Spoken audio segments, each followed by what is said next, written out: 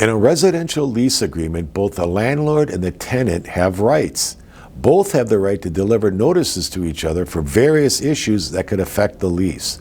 I'm going to talk about a few situations that have generated viewer questions regarding notices, and that's the topic of this video.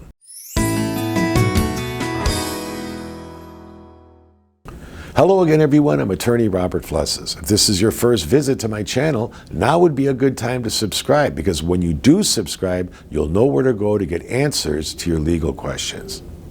Notices from landlords are usually for non-payment of rent or to a tenant causing damage to the property or violating the rules of the lease. One question that I often receive is from tenants. They ask if the landlord can deliver a notice that the tenant's lease will not be renewed. Can the landlord do that? The answer is yes. And they don't have to even give a reason for not renewing a lease. That type of notice is absolutely legal, and if you're a tenant, there's nothing you can do about it.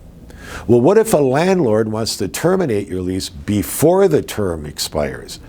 What types of landlord notices can be challenged? Well, a tenant can challenge an eviction for non-payment of rent or a noise violation or some other alleged violation of the terms of the lease.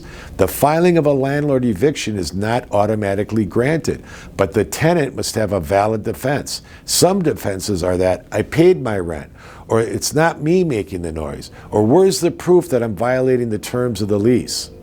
Now, tenants can deliver notice to landlords too. One common notice is a notice to terminate the lease because the landlord is not making repairs.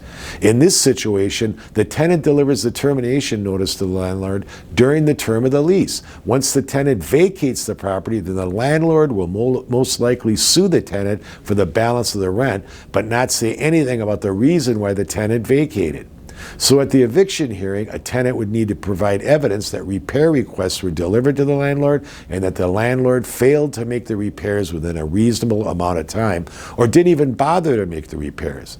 If the landlord is not making repairs, then the landlord has defaulted on the lease, and therefore a court can declare the lease to be legally terminated and in the tenant's favor.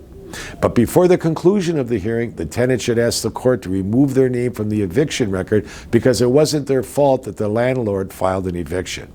So it goes both ways. Both landlords and tenants absolutely have rights. As long as both parties abide by the terms of the lease, then everyone is happy, right?